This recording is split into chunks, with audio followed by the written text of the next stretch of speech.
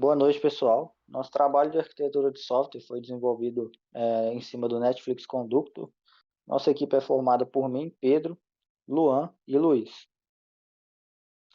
O Conductor ele foi desenvolvido pelos engenheiros da Netflix. Ele é um mecanismo de orquestração de fluxos de trabalho que são executados na nuvem. Ele ajuda a orquestrar esses fluxos de processos que são baseados em microserviços, permitindo parar, retomar e reiniciar esses processos. No Conducto, permite a maior reutilização de microserviços existentes, fornecendo um caminho mais fácil para a integração. Um de seus diferenciais é a interface com o usuário, que permite visualizar, reproduzir e pesquisar os fluxos do processo. Ele é sustentado por um serviço de fila, que é totalmente abstraído do cliente. Ah, o grupo de engenheiros da Netflix desenvolveu o Conducto devido a algumas limitações que encontraram no AWS SWF. Agora eu vou trazer um pouco mais sobre as informações dos termos que nós vamos utilizar na apresentação. Workflow é um deles, fluxo de tarefa. É um bloco de tarefas que serão executadas. É requisitado que exista pelo menos uma tarefa no workflow e elas serão executadas na ordem que foram inseridas no workflow. Essas tarefas, elas podemos tratá-las como um conjunto de ações que serão executadas pelo conductor e os atributos dessas ações são definidos através de parâmetros JSON. É importante lembrar que as tarefas podem ser reutilizadas em múltiplos workflows. Além disso, nós podemos categorizá-las em dois tipos: as tarefas de sistema e as tarefas do worker, do trabalhador. Essas tarefas do trabalhador elas definem uma execução simples, um módulo simples, enquanto que as tarefas de sistema definem quase sempre estruturas muito parecidas com as linguagens de programação que nós conhecemos, como um if-else, que é através de um nó de decisão, como a execução de uma thread através de forks e joins, dentre outros. O modelo de comunicação principalmente utilizado aqui no Conductor é o RPC, chamada de procedimento remoto.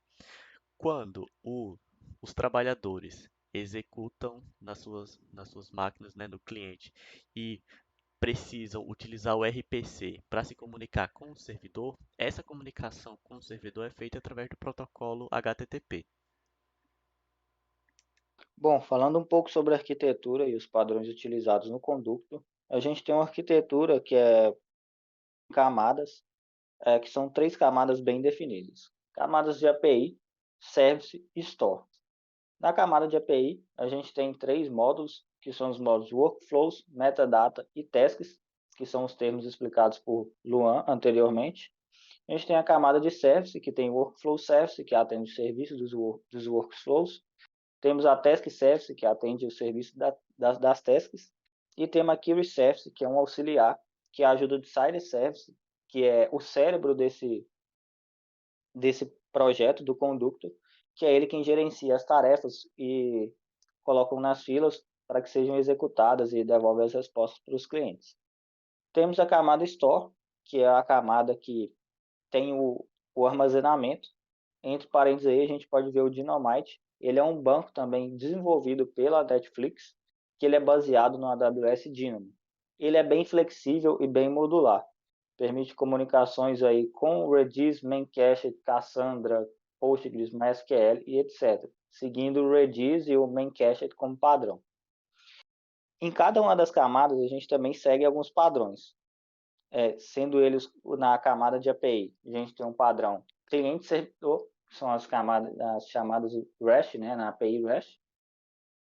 Na camada Service, a gente usa o padrão de microserviços, permitindo aí a disponibilidade e escalabilidade. E na camada de armazenamento, não necessariamente é um padrão, mas a gente utiliza aí o que a gente chama de arquitetura modular, né? Como eu disse anteriormente, permite comunicações com vários tipos de bancos aí, o Dynamite. Pode passar. Aqui a gente tem um exemplo de execução de algumas tarefas nesse projeto.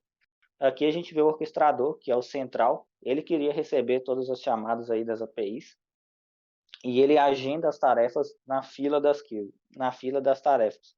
Então, ele define essa fila e os workers ficam trabalhando, buscando tarefas nessa fila. Os workers, quando pegam essas tarefas, eles realizam os trabalhos e atualizam no Management Execution Service, definindo o status daquela tarefa que eles pegaram, resposta e etc. O orquestrador recebe essas tarefas esses resultados do Management Execution Service, armazena as informações nos bancos de dados e também no Elasticsearch algumas métricas que são os índices que vemos na tela. E aí sim devolve para o cliente.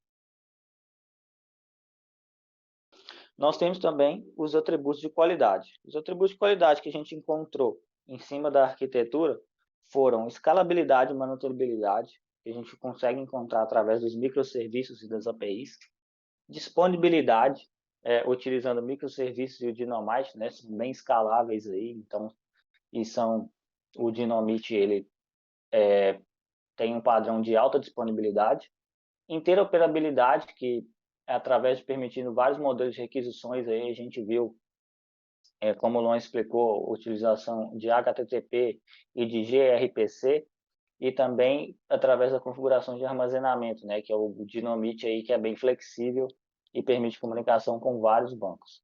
A usabilidade, que é um diferencial, fornecendo uma interface web para o cliente poder interagir com os processos de fluxos. Performance, com as camadas bem definidas, escaláveis, né, que a gente encontrou na arquitetura. Flexibilidade, que com as APIs aí a gente tem vários métodos de conexão e o armazenamento é permitido em vários bancos de dados, e a reusabilidade aí que a gente viu logo no início, que o conducto permite a reusabilidade dos microserviços. Pode passar.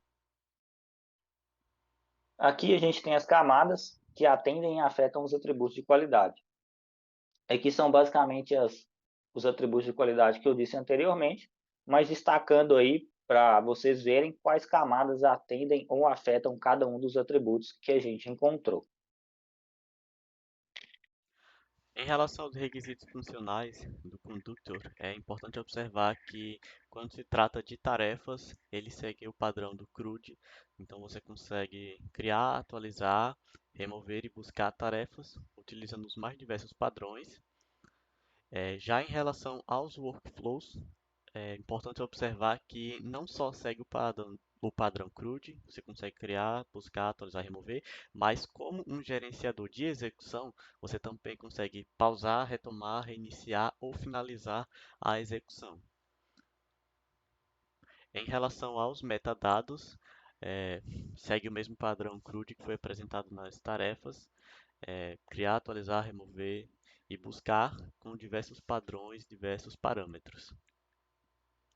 Aqui, como o Pedro falou no começo, né, o exemplo da interface para monitoramento e solução de problemas da fila de trabalho. Para mostrar exatamente as classes que foram utilizadas nos projetos, a gente não teve como mostrar todas as classes, então a gente resolveu mostrar os pacotes, por causa que o número de classes era muito grande, eram cerca de 900 que estavam sendo listadas dentro do projeto. Mas falando agora do diagrama de pacotes, é possível visualizar através desse diagrama que os pacotes eles estão alocados justamente nas camadas que foram apresentadas na arquitetura. Ah, como assim? Na camada de API, aqui existem dois pacotes que permitem, no caso, o pacote REST, permite uma comunicação por Spring Boot, utilizando o REST do Spring, e a camada Client, ela permite que você se comunique com o projeto através de RPC. Já na camada de serviço, existem pacotes de serviço que respondem a essas camadas, a esses pacotes da API. No caso, para as chamadas REST, o pacote Service tem implementado os services que vão responder essa camada, e para o pacote do RPC vai ter uma camada de service chamada gRPC que vai responder a ela. Além disso, há alguns pacotes interessantes, no caso o Metrics, ele é quem vai fazer as métricas que são mostradas justamente na interface de usuário. Além disso, existe o Conductor Core, que nesse core é lá que está os services de decisão e de fila, que são muito importantes para fazer a orquestração das tarefas. Abaixo dessa camada de serviço, a camada de DAO propriamente dita, do storage. Esse é para ele manter esse conjunto de bancos que ele pode acessar, ele criou um pacote chamado DAO com diversas interfaces que mostram métodos que são utilizados pelos SEPs. E para cada um dessas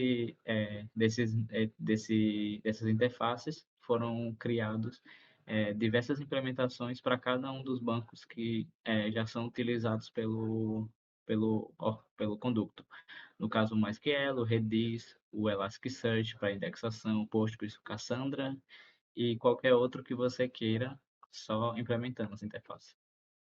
Dentro do projeto foi visto 4 padrões de projeto: o Builder, o DAO, o Strategy e o Command. O Builder ele é um padrão criacional. Ele foi visto em 2 classes, a Task Run Configure e a Task Map Contest, em 2 situações distintas. No caso, esse primeiro na hora de executar uma tarefa, configurar a execução da tarefa, e o segundo na hora de decidir quais são as tarefas que serão executadas. Como é possível você ver, existem a N-Class de Builder dentro dessas classes, você consegue criar o padrão. Além disso, tem a camada de DAO, que é um padrão estrutural para separar a camada de serviço da camada de persistência. Aqui você consegue visualizar todos os métodos, todas as interfaces que foram colocadas dentro desse pacote de DAO, que foi mostrado justamente no diagrama de pacotes. Aqui você consegue ver as funções que foram implementadas para cada um. No Strategy, ele é um padrão comportamental, no caso, quando você tem uma família de algoritmos, que você, em vez de colocar isso numa função, você coloca isso em uma classe propriamente dita. Aqui no nosso projeto foi utilizado justamente na parte do banco, onde existe um provedor que decide se vai ser feito uma ferição local, um salvamento local ou fora. Como é possível ver, a classe descrita.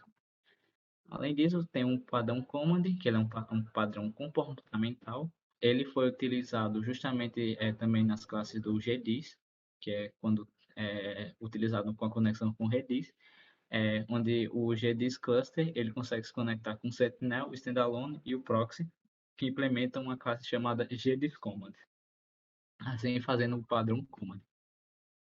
Como tática de projeto, a gente teve a alocação de responsabilidades usando o RPC, onde as tarefas são executadas em um servidor diferente do orquestrador. Como modelo de coordenação, a gente tem stateless, então você faz chamadas a API ou RPC. Como modelo de dados, a gente tem vários, SQL, NoSQL, servidor de arquivos, dada o DAO que foi descrito anteriormente, então você consegue colocar vários. Como recursos, você tem a interface de usuário, que você consegue visualizar as tarefas que foram executadas e outras coisas. Além disso, como tecnologia, foi utilizado o Java Spring como esqueleto, onde por baixo, na camada de Store, foi usado o Dynamite, que com essa característica modular você consegue se conectar com vários bancos, e o Elasticsearch para indexação de arquivos importantes na hora de visualização de estatísticas. Para a tática de performance, foi vista a redução da sobrecarga de execução de tarefas, utilizando o RPC, onde as tarefas são executadas fora do orquestrador. No caso foi também vista a redução da sobrecarga dos bancos, onde os arquivos grandes eles são salvos fora do banco de dados e sim em servidores de arquivos. Além disso, os trabalhadores eles param a execução de uma tarefa que excede um limite. Por fim, além disso, existe a gerência de recursos, que você limita o número de tarefas executadas porque é um número finito de trabalhadores operantes. Além disso, foi vista a redução da complexidade com o uso de microserviços, onde cada serviço tem uma responsabilidade única. Além disso, a coesão, já que as classes foram agrupadas em um mesmo pacote.